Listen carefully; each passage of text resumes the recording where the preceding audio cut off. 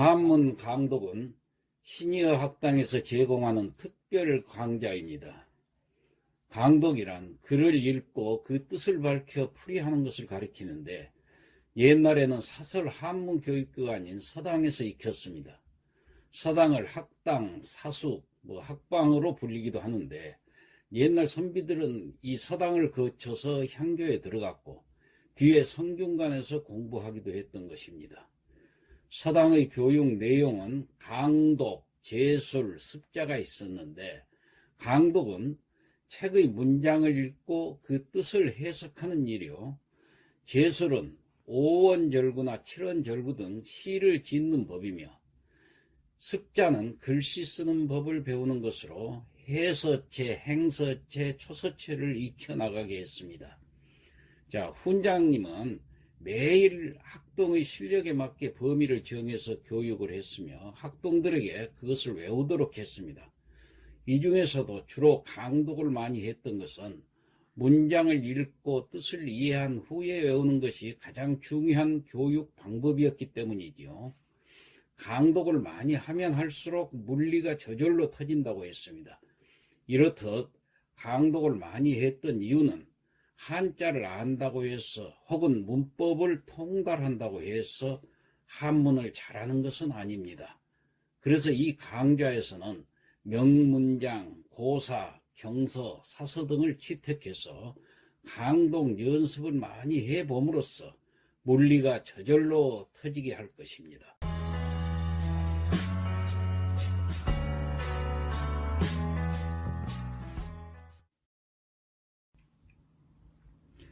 고전 읽기 시간입니다.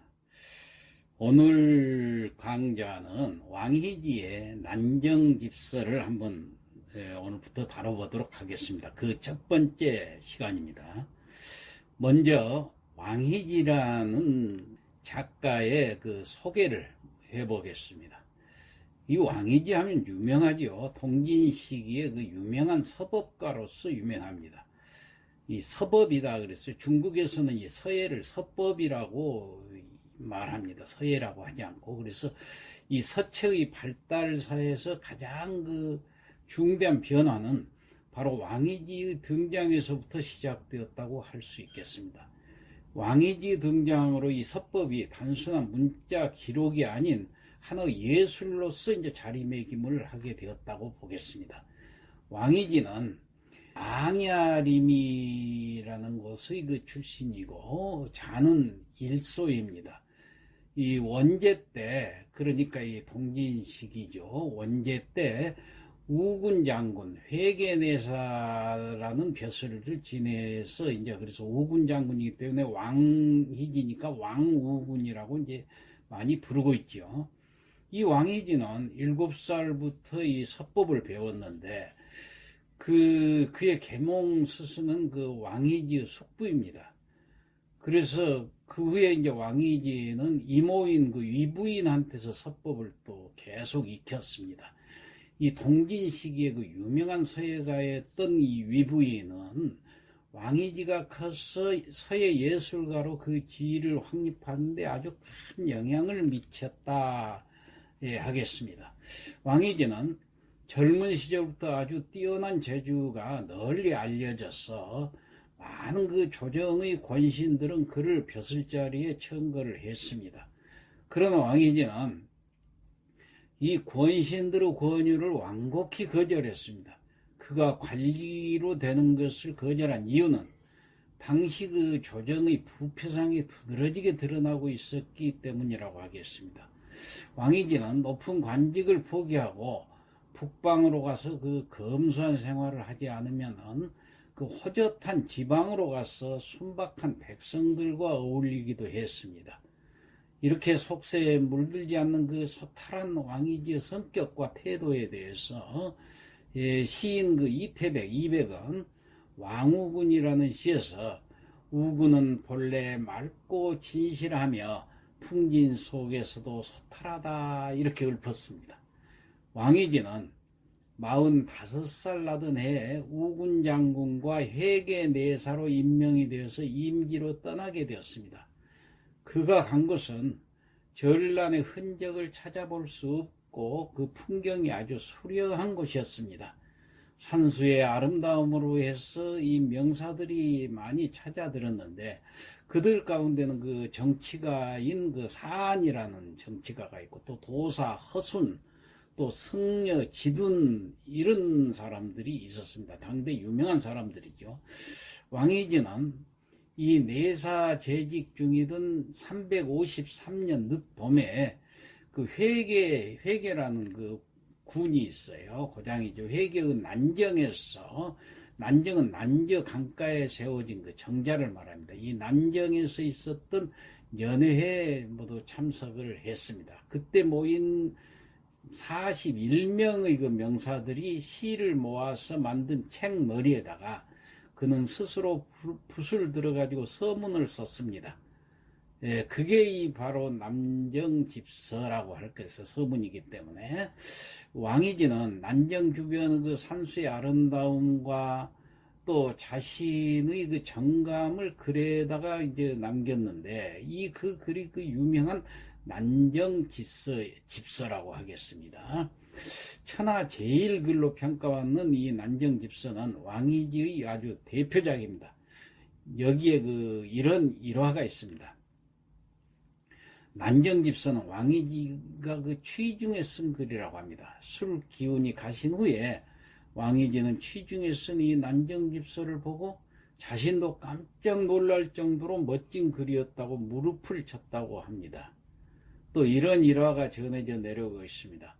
왕이지의 그 서체를 특별히 좋아했던 그 당태종은 왕이지 서예 작품을 즐겨 감상했다고 합니다. 당태종은 생을 마감하기 전에 아들 고종에게 명해서 왕이지의 난정집서를 순장품으로 소능에 묻게 했다고 합니다. 중국의 서법사에서 서법예술의 아름다움을 창조해내서 서성으로, 서법의 성인이란 뜻이죠. 서성으로 추앙받아온 이 왕이지의 글씨는 정신과 기교가 조화를 이루어서 아주 수려하고 우아하면서도 강한 힘을 내포하고 있어서 사람들은 그의 서체가 신선의 기운이 갖춰져 있다고 칭송을 했습니다. 왕이지의 서체는 예술로 승화되어서 감상의 대상이 될 만큼 그 이치가 확립되었는데, 행서와 초서는 지금까지도 왕이지 서법을 유일한 규범으로 삼고 있습니다. 왕이지 작품으로 해서의 그 난공론, 또 행서의 난정집서, 그리고 상난첩, 초서의 17첩 등은 아주 특별히 유명합니다.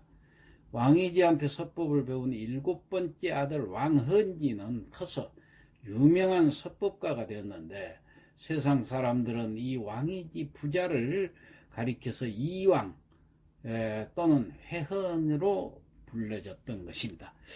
자, 이상 그 작자 소개를 마치고 간단히 작품 해설을 또 하고 본문으로 들어가겠습니다. 이 글은 왕이지가 47세의 나이로 회계내사라는 벼슬에 재직 중이던 그 동진시대 그 목제 영화 9년에, 영화는 그 연호죠. 목제의 연호. 9년 그 늦봄에 지었다고 되어 있습니다. 당시 그는 명사 손작과 사안, 그리고 자신의 아들 왕응기, 왕희지 등 그 41명과 함께 난저, 그러니까 지금의 그 절강성 소흥현에 있는 그 물가의 정자에서 이 춘계를 행했습니다. 자, 이 모임에 참석했던 사람들이 지은 시를 모아가지고 한 권의 시집을 만들고 왕이지가 서문을 지었는데 이것을 난정집서라 이렇게 칭하게 된 것입니다. 이 서문은 왕이지 일대의 걸작이고 또 산수문학의 남상이랄 것 같으면 시조라는 얘기죠. 남상이 되었습니다. 난정집서는 잠견지의 서수필이랄 것 같으면 쥐서자죠. 쥐 수염으로 만든 붓이 이 서수필이라고 그러는데, 이 서수필로 쓴 글씨로도 아주 유명합니다. 필체가 이제 아주 자유분방하면서도 정교하고 기이하고 또 그래서 입시는 아주 경지를 구현함으로써 이 문장과 함께 고금의 명작이 되었던 것입니다. 자, 이 강좌에서는 이 서문만 살펴보도록 하겠습니다. 문장이 함축적이고 철학적인 그 해석이 필요한 대목이 많아가지고 이해하기가 좀 힘든 구절이 뒷부분에 나옵니다만은 차근차근 풀어나가 보도록 하겠습니다. 자, 그러면은 본문을 한번 살펴볼까요? 영화 9년 세제 개축 모춘지초라. 예. 자, 본문 첫머리에 이렇게 나와 있습니다. 영화 9년, 영화는 아까도 말씀드렸지만은 동기는 그 목재, 그 사마담이라는 사람이 그 목재가 되는데 이 목재 연호로서 345년부터 356년까지 사용했다고 그래요. 그 다음에 그래서 그 영화 9년, 그러니까 목재의 황제가 된 지 9년째 세제 신축년, 신축년이라는 얘기예요. 금년이 신축년이네요. 마치 이 소띠. 근데 세제라는 것은 여기서는 연도 해란 뜻입니다. 해세자 있을 지자인데 그러니까 개축년에 그 말이에요. 모춘지초라. 그 말은 모춘이라는 것은 저물모자 봄춘자지요. 그래서 늦은 봄이라는 얘기. 그러니까 이 3월이라는 이칭을 말하기도 합니다. 이 지초에 초, 그러니까 3월 초순에 그 말이 되겠습니다.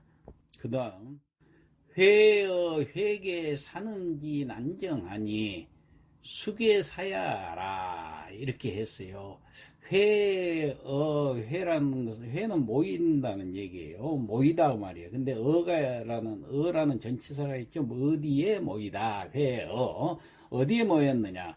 회계 산음지 난정이라 회계군 산음현 이렇게 이제 보면 되겠습니다. 회계군에 속한 그 산음현의 지인은 뭐뭐의 이건 소유격으로 그 다음에 난정은 아까도 말씀드렸지만은 난저라는 그 물가에 세운 정자입니다. 그 난정에 모여서 그런 뜻입니다.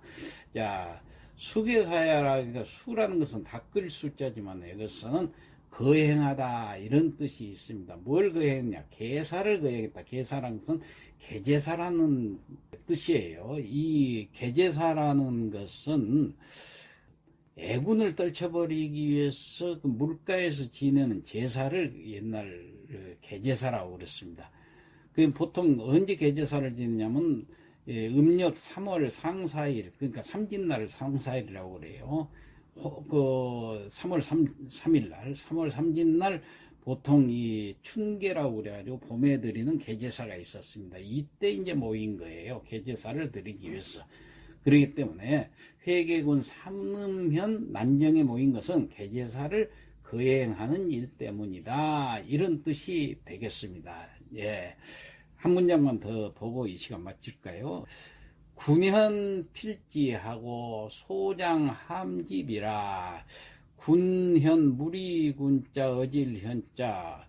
예, 여러 명의 그 무리니까 어질현자니까 현명한 인사라는 얘기예요. 아까 말씀드렸지만은 여기 뭐 사안이니 뭐 그 당시 그 유명한 인사들 이게 41명인가 모였다고 그랬죠. 그러니까 이 군현 필지는 마칠 필자에다 이를 지자니까 모두 다 왔다 그 말이죠. 다 오는 것이 마쳤다는 얘기는 그 많은 현인들이 모여 있고 그 다음에 소장함집이라. 소장이라는 것은 이건 젊을 소자 어른장자니까 젊은이와 어른을 가리켜서 소장이라고 그렇습니다.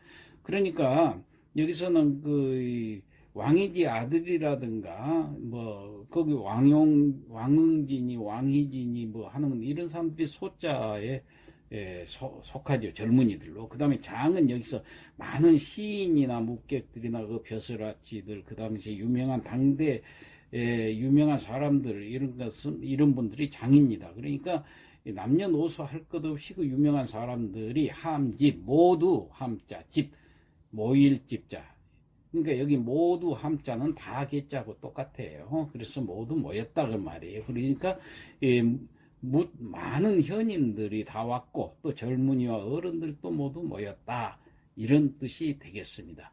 자, 오늘은 여기까지 하고 마치도록 하겠습니다. 그러면 성독을 여기까지. 영화 9년 세제 개축 모춘 지초에 영화 9년 개축년 3월 초순에 회의 회계 산음지 난정하니 수계사야라. 회계군 산음연의 난정에 모인 것은 계제사를 거행하는 일 때문이다. 군현 필지하고 소장 함집이라. 묻 현인들이 다 왔고 젊은이와 어른들도 모두 모였다.